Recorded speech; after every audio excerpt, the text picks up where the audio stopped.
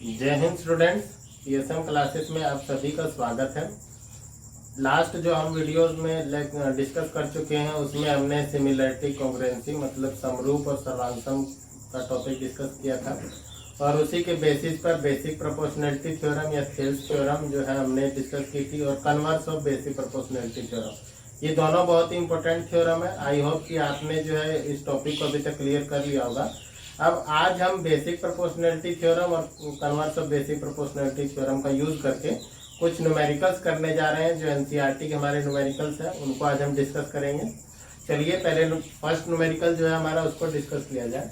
First numerical में हमें कहा गया है कि निम्न चित्र में एम एन त्रिभुज पी क्यू आर के आधार क्यू आर के समांतर है। एम एन समांतर है किसके? क्यू आर के। चलिए लिखते चले साथ साथ। तो हमें गिवन क्या है? गिवन है कि एम एन समांतर है किसके? क्यू आर के।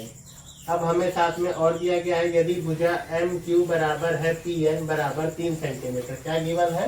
एम क्यू बराबर है किसके? पी एन बराबर है किसके? 3 सेंटीमीटर। आप डायग्राम में भी देख सकते हैं। और एन आर हमें दिया गया कितना? एन आर दिया गया है कितना? 4.5 सेंटीमीटर। हमें बताना है कि पीएम कितना होगा। मान लेते हैं कि पीएम आपका कितना है? एक्स है। ठीक है। अब तो अगर हम एक्स की वैल्यू निकाल लेते हैं तो हमें पता चल जाएगा कि पीएम कितना है। अब चलिए हमें ये तो गिवन है कि एम एन समांतर है किसके? क्यू आर के। तो अगर हम बेसिक प्रोपोर्शनैलिटी थ्योरम का इस्तेमाल करें या आधारभूत समानुपातिक प्रमेय का इस्तेमाल करें तो वो हमें कहती है कि अगर किसी त्रिभुज की एक भुजा के समांतर कोई रेखा खींची जाए तो बाकी त्रिभुज क्या कह सकते हैं कि त्रिभुज को समान अनुपात में, त्रिभुज की भुजाओं को समान अनुपात में विभाजित करती है। तो अब यहाँ से ये चीज हमें गिवन है एम एन समांतर है किसके? क्यू आर के। तो हम लिख सकते हैं क्या? पी क्यू नहीं, हम लिखेंगे P M upon M Q बराबर होना चाहिए किसके? P N upon N R के। यहाँ पर लिख दीजिए बाई थेल्स थ्योरम या by BPT theorem. By Thales theorem. तो इसे हम क्या कर लेते हैं? P M upon M Q equal to P N upon N R. अब जो भी हमारी कोरस्पॉन्डिंग वैल्यूज हैं उन वैल्यूज को इसमें पुटअप कर दीजिए। हमें पी एम कितना हमने लेके चले हैं? एक्स माना है हमने। एम क्यू हमें कितना गिवन है? 3 सेंटीमीटर गिवन है। पी एन कितना गिवन है? वो भी 3 सेंटीमीटर गिवन है। और एन आर कितना गिवन है? 4.5 सेंटीमीटर आपको गिवन है। अब चलिए हमें यहाँ से वैल्यू किसकी निकालनी है? हमें वैल्यू निकालनी है एक्स की। तो क्रॉस मल्टीप्लिकेशन कर दीजिए या 3 को राइट हैंड साइड में सेंड कर दीजिए। तो एक्स इक्वल टू क्या मिल जाएगा आपको? 3 मल्टीप्लाइड बाई 3 अपॉन 4.5। और जब हम इसकी वैल्यू फाइंड करेंगे तो हमारे पास एक्स की कितनी वैल्यू आएगी? एक्स की वैल्यू यहाँ पर आप कैलकुलेट भी कर लीजिए। 1.5 और 1.5 इक्वल टू कितना देगा? एक्स की वैल्यू कितनी आ गई? 2। तो ये क्या इम्प्लाइज करता है कि एक्स की वैल्यू कितनी आई है हमारी? It implies that X is equal to 2। तो पीएम बराबर कितना होगा? 2 सेंटीमीटर। तो हमारी पीएम की लेंथ कितनी आ गई?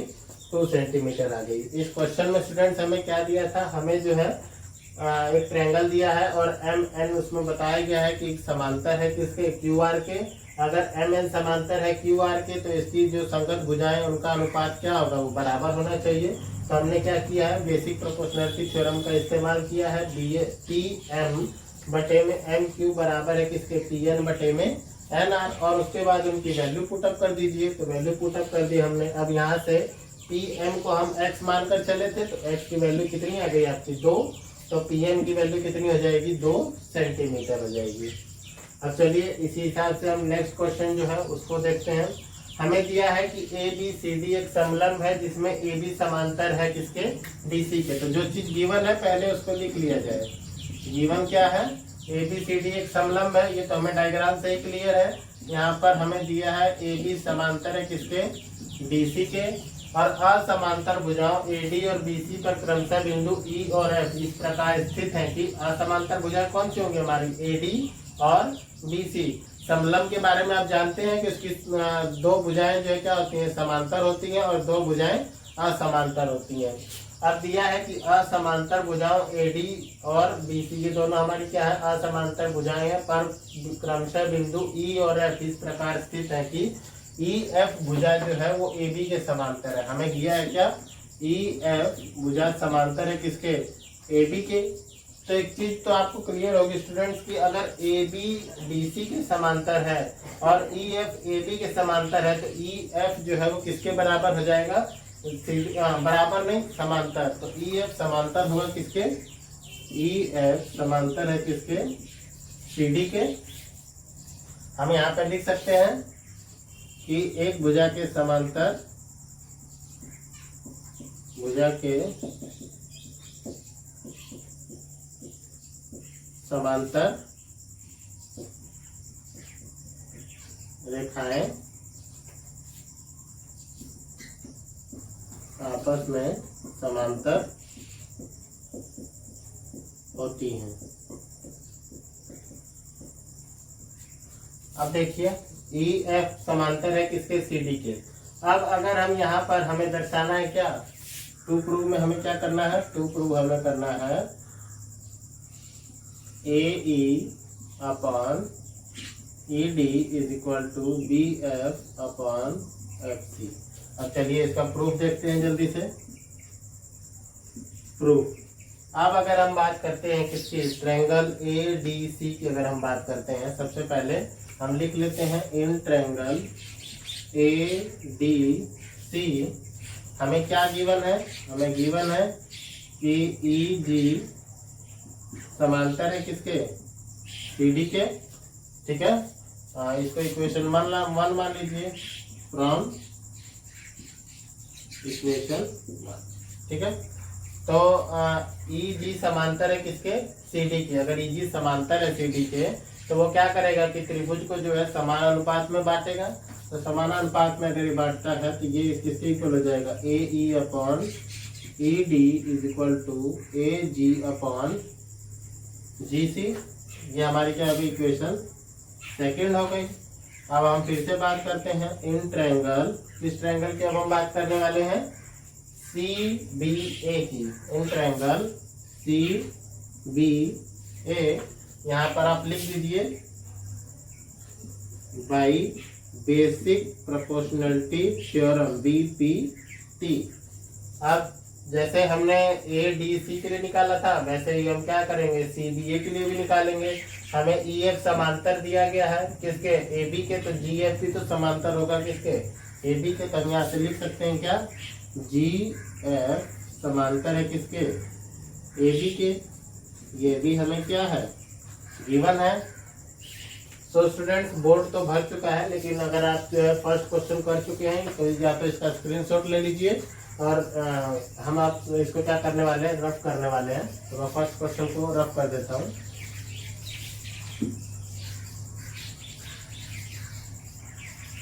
अब हमें क्या करना है, देखिए ट्रायंगल सी बी ए की हम बात कर रहे थे। ट्रायंगल सी बी ए में हमें क्या मिला है, रेशो, सॉरी जी एफ समांतर है ए बी के। तो हमारा रेशो क्या होगा, रेशो हमारा होगा सी जी बटे में जी ए, ये बराबर होगा किसके, सी एफ बटे में बी एफ के, सॉरी हाँ बी एफ के, एफ बी या बी एफ हम लिख सकते हैं।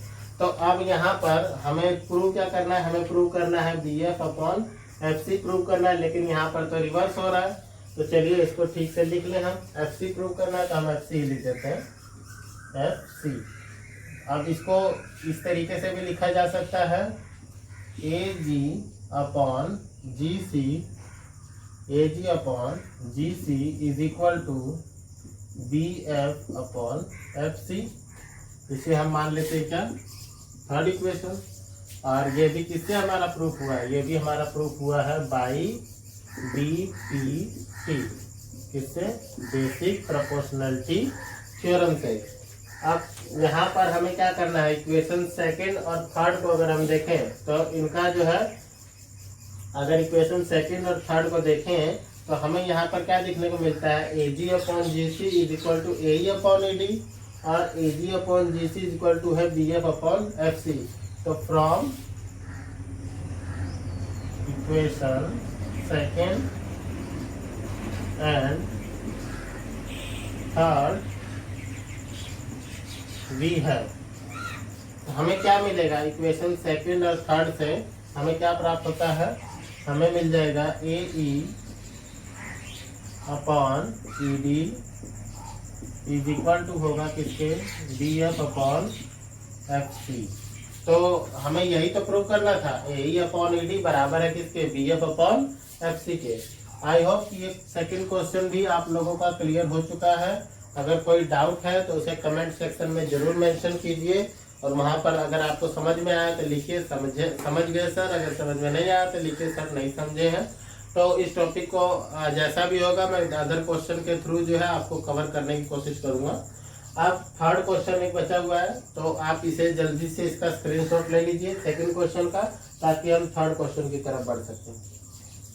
थर्ड क्वेश्चन में हमें दिया गया है, दी हुई आकृति में पी एस बटे में एस क्यू, पी एस बटे में एस क्यू बराबर है किसके, पी टी बटे में टी आर के, तथा कोण पी एस टी बराबर है पी आर क्यू के। कोण पी एस टी बराबर, ये वाला कोण बराबर है किसके, पी आर क्यू के, इस वाले कोण के बराबर है। सिद्ध कीजिए कि त्रिभुज पी क्यू आर एक समद्वि बाहु त्रिभुज है। चलिए इसे सिद्ध किया जाए। मैं ये पोर्शन रफ कर देता हूँ, आप इसे नोट कर लीजिएगा या स्क्रीनशॉट इसका ले लीजिएगा।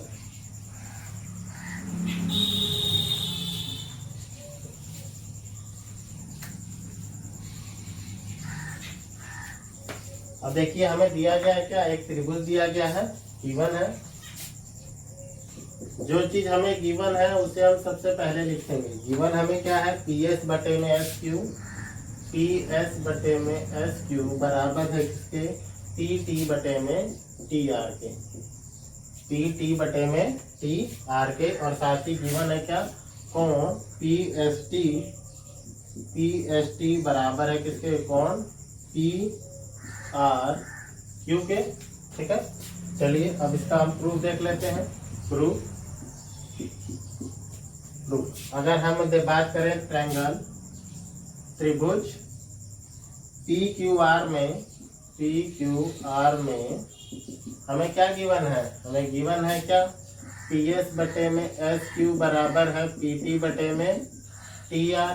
तो अगर हम converse of basic proportionality theorem का इस्तेमाल करें, मतलब थेल्स थ्योरम के विलोम का प्रयोग करें, तो वो हमें क्या कहता है कि अगर किसी त्रिभुज की भुजाएं समान अनुपात में हो, या कोई रेखा त्रिभुज की दो भुजाओं को समान अनुपात में विभाजित करती है, तो वो भुजा क्या होगी, तीसरी भुजा के समांतर होगी।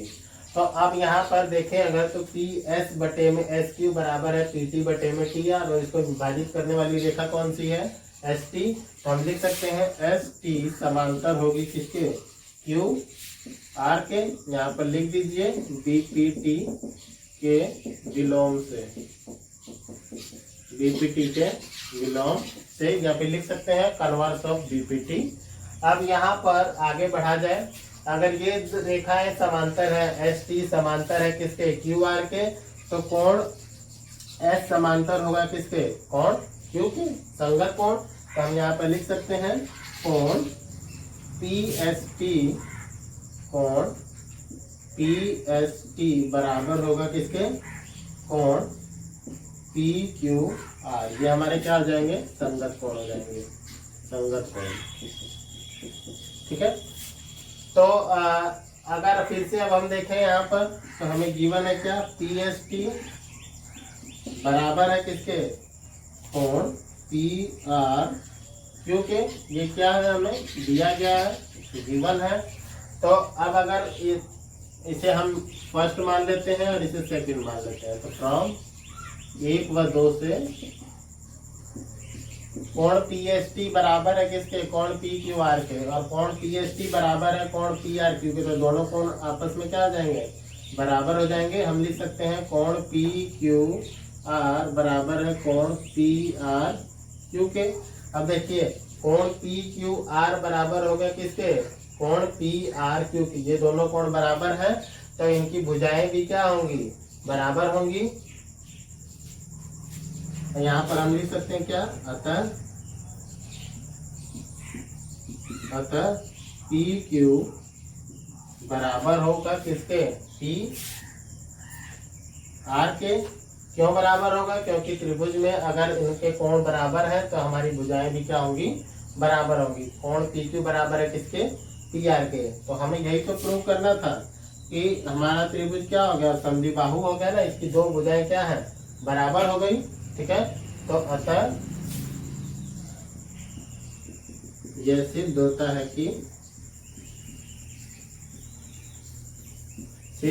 है कि त्रिभुज पी क्यू आर